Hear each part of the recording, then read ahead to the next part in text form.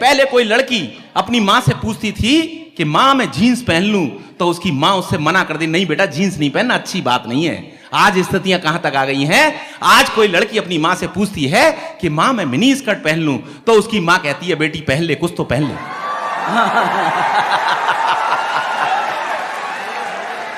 देखिए बहुत सारी बात वो कर रहे थे कि वो आगरा से मैं आया हूं। आगरा का नाम समझ के लोग गलत समझते हैं। हमने तो कई बार मधु जी को वहां बुलाया है, हर बार ये सोच के बुलाते हैं वहां ठीक हो जाएंगे, लेकिन हो नहीं पाए अभी तक। मैं चाहता हूं एक बार जोरदार तालियां उनके लिए। बड़े प्रयोगधर्मी कवि हैं। एक बार मेरे यहां सैटरडे को आए, हाफ पैंट पहने हुए थे। तो मैंने उनसे पूछ लिया कि भैया ये हाफ पैंट कैसे? हाफ पैंट का मतलब ये मत समझ लेना किसी राजनीतिक विचारधारा से जुड़े हुए हैं। तो मैंने वैसे ही पूछा कि आप भैया ये हाफ पैंट पहन के कैसे आ गए? बोले भैया आज सैटरडे है, हाफ डे है, इसलिए मैं हाफ पैंट पहन के आया हूं। मैंने तुरंत इनके पैर छू लिए, बोले भैया मेरे यहां संडे को मत चले आना।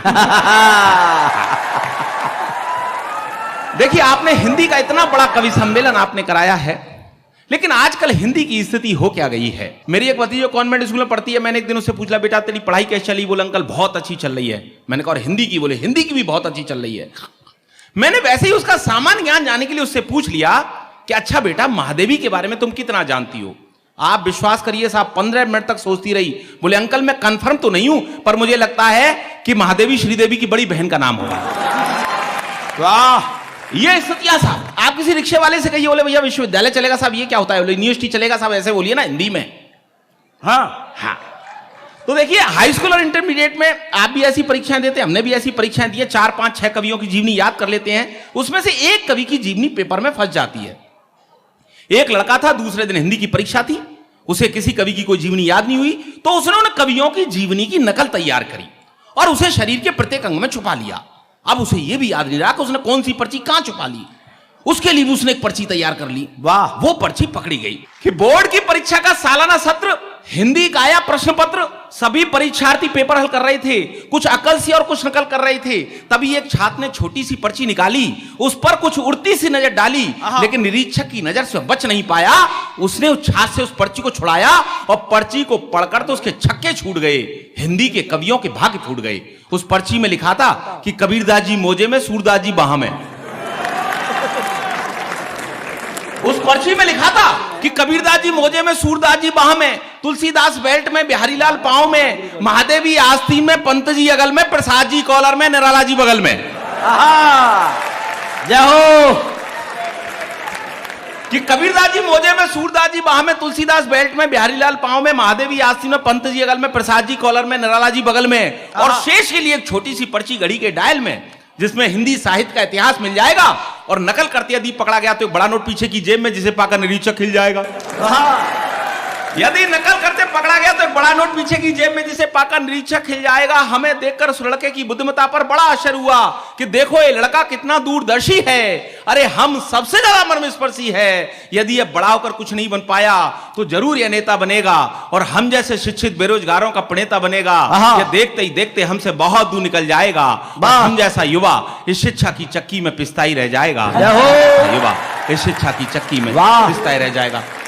आदरणीय मंत्री जी, पहले किसी लड़के के बारे में यह पता लग जाता था, जब भी कोई सगाई संबंध की बात चलती थी और यह पता लग जाता था कि यह लड़का ड्रिंक करता है, तो लोग आश्चर्य करते थे, हैं ये लड़का ड्रिंक करता है। स्थितियां आज भी वही हैं। आज किसी लड़के के बारे में पता लग जाता लड़का ड्रिंक नहीं करता, तब भी लोग आश्चर्य करते हैं लड़का ड्रिंक नहीं करता। आपको पता होगा सर, पहले लोग खाना घर पर खाते थे, फ्रेश होने के लिए बाहर जाते थे। ग्रामीण अंचल में आज भी चल रहा है, खाना घर पर खाते थे, फ्रेश होने के लिए बाहर जाते थे। आज स्थितियां कहां तक आ गई हैं? आज लोग फ्रेश होने के लिए घर आते हैं और खाना खाने के लिए बाहर जाते हैं होटल। मैंने बात अच्छी कही है, आपकी तालियों से मैं आशीष चाहूंगा। जितने पुराने लोग हैं वो जानते हैं सर, पहले लोग क ख ग से काम चलाया करते थे, आज भी लोग क ख ग से काम चला रहे हैं। पहले लोग क ख ग से कैसे काम चलाया करते थे? पहले लोग का से कमाते थे, खा से खाते थे, गा से गहने बनवाते थे, घा से घर बनाते थे।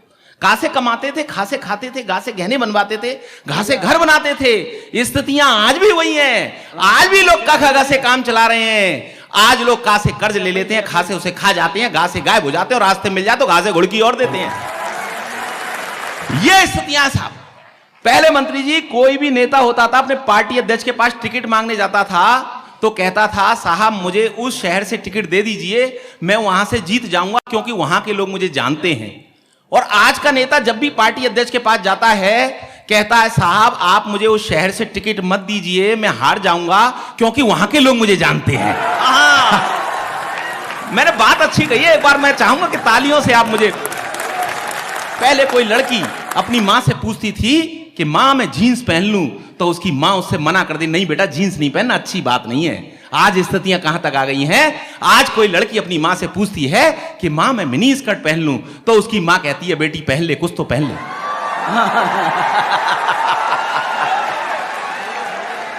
ये स्थितियां आ गई है साहब।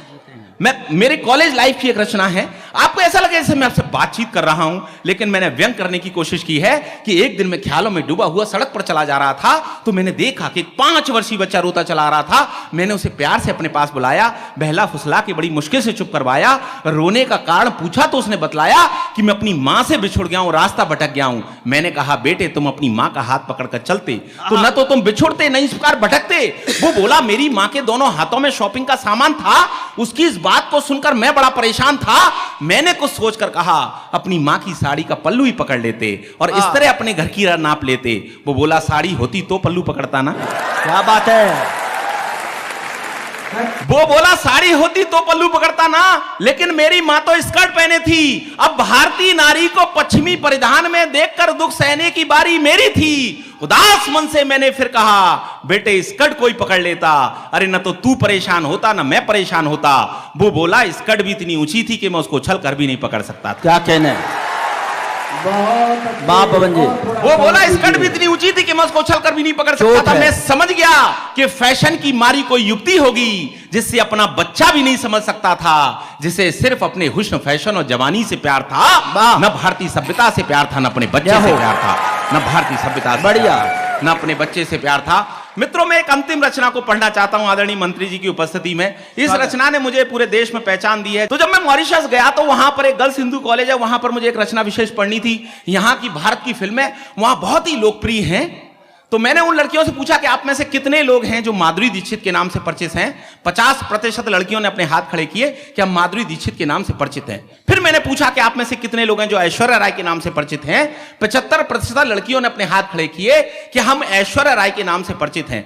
पर मैं इसे इस देश का सौभाग्य कहूं दुर्भाग्य कहूं, जब मैंने फिल्म इंडस्ट्री की एक ऐसी धार्मिक महिला का नाम लिया, मैंने पूछा कि आप में से कितने लोग हैं जो मल्लिका शेरावत के नाम से परिचित है। 100% लड़कियों ने अपने हाथ खड़े कर दिए, भी अपने हाथ खड़े कर। देखिए मैंने मल्लिका शेरावत को फिल्म इंडस्ट्री की धार्मिक महिला इसलिए कहा क्योंकि गीता में भगवान श्री कृष्ण ने कहा है कि यह शरीर नाशवान है।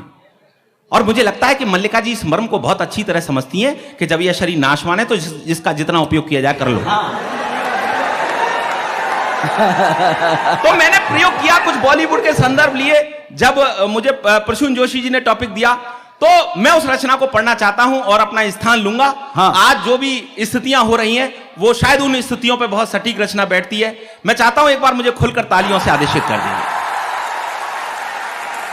कि एक धार्मिक सीरियल के निर्माता ने एक बड़ा काम किया। उसने अपने महाभारत सीरियल में द्रौपदी के रोल में मल्लिका शेरावत को लिया। वाह, महाराजा धृतराष्ट्र के शाही दरबार का दृश्य था, बड़ा ही मनोरम परिदृश्य था। सारे दरबारी अपनी आंखें सेक रहे थे कि सारे दरबारी अपनी आंखें सेक रहे थे, लेकिन भीष्म पितामह इस आधुनिक द्रौपदी के कम कपड़ों को देखकर अंदर तक झेप रहे थे। उस दिन शर्म लाज और हया की छुट्टी थी। अच्छा हुआ महारानी गांधारी की आंखों पर पट्टी थी। क्या बात है। अचानक दुर्योधन ने क्रोध में आकर उछाला एक जुमला गंदा, बोला इस द्रौपदी ने मुझे अपमानित करने के लिए कहा था कि अंधे का पुत्र अंधा। यह सुनकर द्रौपदी बनी मल्लिका मुस्कुराई और थोड़ा सा दुर्योधन के नजदीक आई, बोली अरे तुम मुझे छोड़कर हस्तिनापुर की लड़ रहे हो, अरे सच्ची बताओ क्या तुम अंधेपन की ओर नहीं बढ़ रहे हो? मुझे छोड़कर तुम हस्तिनापुर की लड़ रहे हो, अरे सच्ची बताओ क्या तुम अंधेपन की ओर नहीं बढ़ रहे हो? यह सुनकर दुर्योधन ने दुशासन को आदेश दिया, बोले भाई एक काम करो, इस द्रौपदी का चीरहरण कर इसे सार्वजनिक रूप से बदनाम करो। तो दुशासन ने द्रौपदी बनी मल्लिका का ऊपर से नीचे तक सिंहावलोकन किया, तत्पश्चात अपना निर्णय दिया। दोनों हाथ जोड़कर बोला, हे माते कहां से शुरू करूं समझ में नहीं आ रहा है। अरे मुझे तो आपके शरीर पर चीरी नजर नहीं आ रहा है। कि कहां से शुरू करूं, समझ में नहीं आ रहा है। अरे मुझे तो आपके शरीर पर चीरी नजर नहीं आ रहा है। यह सुनकर द्रौपदी ने अपने तेवर जता दिए और दुशासन की कमीज के 2 बटन तोड़कर उसके हाथ में थमा दिए। शाबाश। यह देखकर पांडवों तक में मच गई खलबली।